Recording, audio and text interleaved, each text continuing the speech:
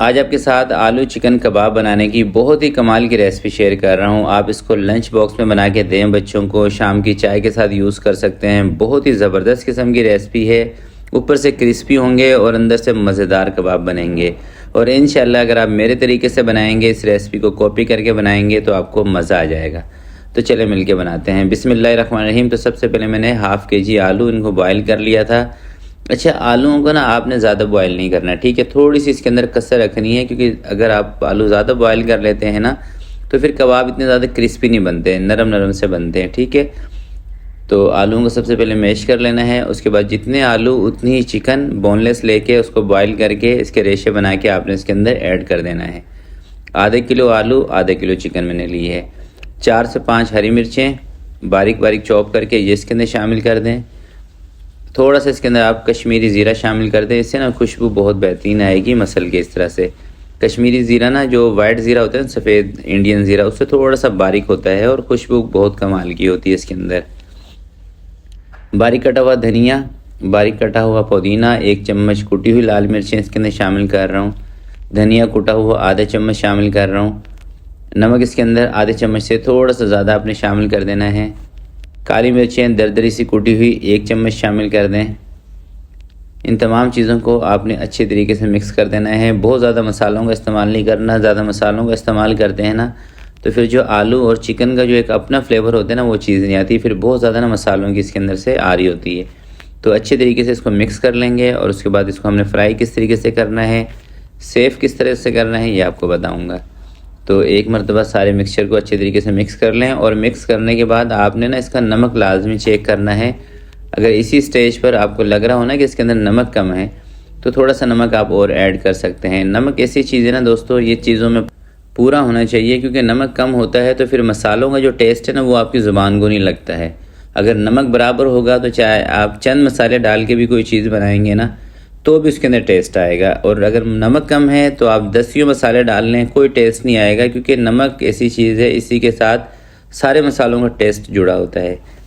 अच्छा, मैंने शुरू में आपको बताया था ना कि आलू आपने थोड़े से खड़े रखने हैं, यानी कि कम गलाने हैं। तो उससे आपको फ़ायदा क्या होता है? उससे फ़ायदा देखें ये होता है कि ये जब आप मिक्सचर पूरा मिक्स करते हैं ना चिकन के साथ, तो ये नरम नहीं होता। और जब मिक्सचर नरम होगा, आप आलू ज़्यादा गला देंगे, आलू पानी पी जाएंगे।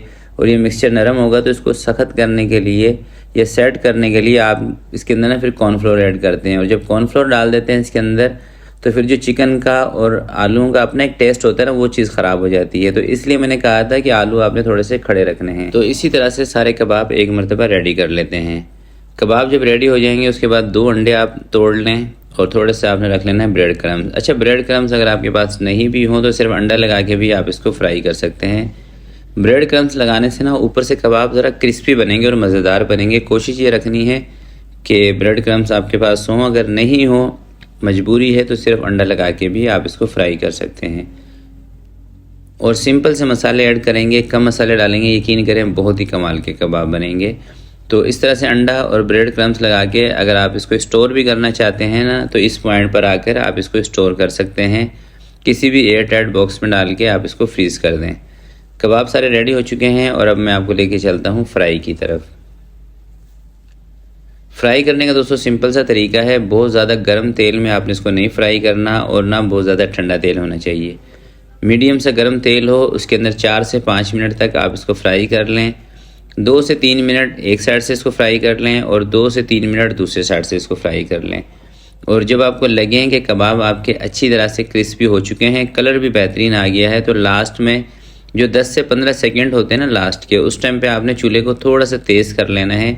उससे क्या होगा कि जितना भी एक्स्ट्रा ऑयल जब हम इसकी सिकाई करते हैं इसके अंदर चला जाता है ना, तो जब हम लास्ट में बिल्कुल आखिर में जब चूल्हा तेज़ कर लेते हैं तो उससे सारा एक्स्ट्रा ऑयल बाहर निकल आता है और चीज़ के अंदर जितना ऑयल उसने लेना होता है उतना ही जाता है। यानी कि वो चीज़ नहीं आती कि जैसे चीज़ के अंदर ऑयल भर जाए। तो ये मैं आपको चीज़ दिखाऊँगा भी सही आगे जब हम इसको सबको फ्राई कर लेंगे। तो इंशाल्लाह मैं आपको तोड़ के भी एक पीस दिखाऊंगा। ये अंदर से बिल्कुल ना आपको खुश्क मिलेगा, ज़्यादा इसके अंदर तेल आपको नज़र नहीं आएगा। तो इस तरह से जब एक अच्छा सा कलर आ जाए, ऊपर से बेहतरीन से क्रिस्पी हो जाएं। और इस टाइम देखें मैंने चूल्हा थोड़ा सा तेज़ कर दिया है, इसलिए ऑयल के अंदर ना थोड़े बबल्स भी ज़्यादा उठ रहे हैं।